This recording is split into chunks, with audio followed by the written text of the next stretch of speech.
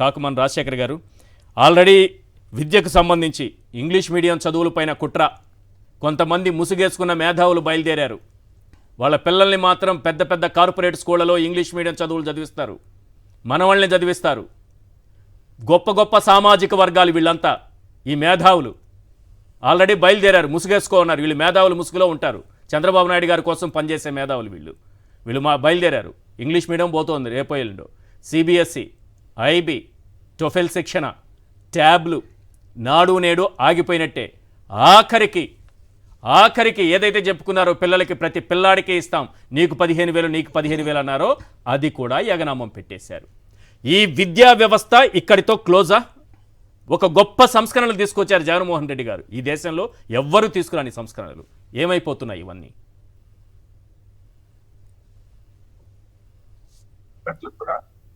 నమస్కారాలు. నమస్తే సార్. ఈ వ్యవస్థ ఈ విధంగా అవుతుంది అని జగన్మోహన్ రెడ్డి గారు పదే పదే పదే పదే చెప్పారు. ఎన్నికల సందర్భంగా అయితే ముందైతేమి పొరపాటున కానీ ఈ కూటమి అధికారంలోకి వస్తే జరగబోయే పరిణామాల గురించి ముందే చెప్పారు, ప్రజలకి అర్థమయ్యేలా చెప్పారు.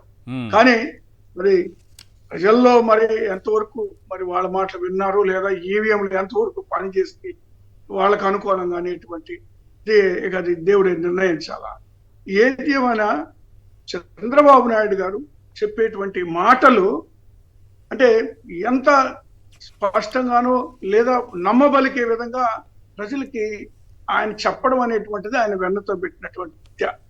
ఇప్పుడు మేము అధికారంలో ఉన్నప్పుడు మేము ఏదైతే చేసామో చేసినవి కూడా పూర్తి స్థాయిలో మరి మేము చెప్పలేకపోవడం అనేటువంటిది కూడా కొంత ఇబ్బంది కలిగి ఉండొచ్చు. కానీ ఆయన అబద్ధాలని ప్రజలు నమ్మారు. వాలంటీర్లు ఫర్ ఎగ్జాంపుల్ తీసుకోండి, అన్యాయంగా పాపం వాళ్ళు ఏదో సర్వీస్ చేస్తున్నటువంటి సర్వీస్ మోటివ్ తోటి కేవలం ఒక 5,000 రూపాయలు ఒక ఆందరీగా తీసుకొని ప్రజలకు సేవ చేస్తా ఉంటే మరి వాళ్ళకి నేను 10,000 ఇస్తానని చెప్పి అసలు తీసుకెళ్లే పూర్తిగా వాళ్ళని ఉమ్మోళ్ళలో కూర్చోబెట్టిన పరిస్థితిలో అంటే వాళ్ళు నమ్మారు. ఎట్లా నమ్ముతారు సార్? ఇప్పుడు గోని సంచుల ఉద్యోగం అన్నారు, 30,000 మందిని కిడ్నాప్ చేసింది వీళ్ళే అన్నారు. తర్వాత మగాళ్ళు ఇంట్లో లేనప్పుడు వెళ్ళి తలుపు తడతారు అన్నారు. అప్పటికే అర్థం చేసుకోవాలి కదా ఈ వాలంటీర్లైనా వీళ్ళ మైండ్ సెట్ ఏంటి, చంద్రబాబు నాయుడు గారి మైండ్ సెట్ ఏంటి, పవన్ కళ్యాణ్ గారి మైండ్ సెట్ ఏంటి అని అర్థం చేసుకోవాలిగా. ఇంత మాట్లాడిన వాళ్ళు గోని సంచికి 5,000 అన్నారు, 10,000 ఇస్తాం గోని సంచికి, కాస్ట్లీ గోని సంచి అన్నారు చంద్రబాబు నాయుడు గారు. అంతే కదా తేడా? గోని సంచే కదా. ఇప్పుడు ఏ సంచి లేకుండా పోయింది? చంద్రబాబు నాయుడు పోయింది, పంచి పోయింది. ఆయన టాలెంట్ ఆ విధంగా ఉంటది. ప్రజల్ని నమ్మబలకడం అనేటువంటిది ఆయనకి వెన్నతో పెట్టినటువంటి విద్య. ఇప్పుడు అక్కడ గతంలో 650 హామీలు ఇచ్చి నెరవేర్చకపోతే మళ్ళీ ఆయన హామీలు ఇచ్చినట్టు సూపర్ 6 అనేటువంటి హామీలు ఇచ్చి ప్రజల మధ్యకి వెళ్తే మళ్ళీ నమ్మారు అంటే ఇంతకన్నా దౌర్భాగ్యం ఏముంటది? ప్రజలకి ఇప్పుడు ఇంటికి అందిస్తా ఉంటే అంతా మరి అయినా కూడా మరి ఇలాంటివి జరుగుతూ ఉంటే ఎవరు నమ్ముతారు నిజంగానే? ఇప్పుడు ఈ విద్యా వ్యవస్థ పరిస్థితి చెప్పండి సార్. నిన్నగాక మొన్న సరే ఇప్పుడు నార్త్ సైడ్ జరిగినటువంటి ఎలక్షన్స్ లో అమిత్ షా గారు ఏం మాట్లాడారు? నిజాలు చెప్పి జగన్మోహన్ రెడ్డి గారు ఓడిపోయారట, కాదు ఆ విధంగా చెప్పడానికి మేము సిద్ధంగా లేము ఇక్కడ అని మాట్లాడారు.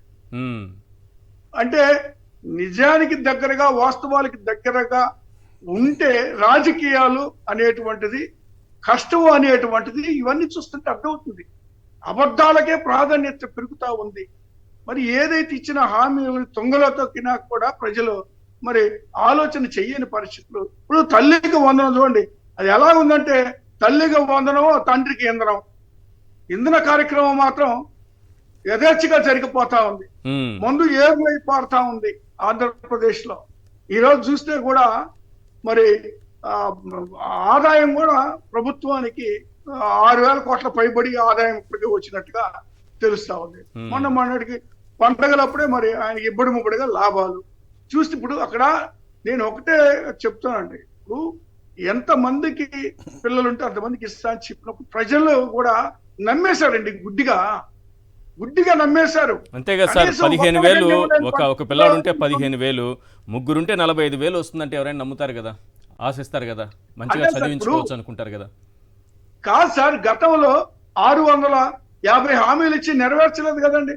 ఇప్పుడు ఇప్పుడు వైఎస్ఆర్ కాంగ్రెస్ పార్టీ అధికారంలోకి వచ్చిన తర్వాత చూడండి ఎంత చక్కగా పిల్లలకి షూస్ ఇవ్వడం కానివ్వండి, లేదా బెల్ట్లు ఇవ్వడం కానివ్వండి, బ్యాగులు ఇవ్వడం కానివ్వండి, వాళ్ళకి కావాల్సిన విద్య ఇంగ్లీష్ విద్య దగ్గర నుంచి మరి అన్ని జాతీయ స్థాయిలో ఉండేటువంటి అన్ని పరీక్షలకు వెళ్ళడానికి కూడా అర్హత సంపాదించడానికి, అంతర్జాతీయ స్థాయిలో గుర్తింపు తెచ్చుకోవడానికి ఒక ఇంగ్లీష్ మీడియం పెట్టి ట్యాబ్లు ఇచ్చి ఇంతకన్నా చేయగలిగింది ఏంటంటే నాడు నేడు ద్వారా స్కూల్స్ మొత్తం కూడా అన్ని రెనోవేట్ చేయడం, వాళ్ళ ముసుగేసుకొచ్చిన మేధావుల గురించి ఏం చెప్తారు? బట్టలు ఏంటి ఇప్పుడు అవన్నీ తీసేయాలి కదా.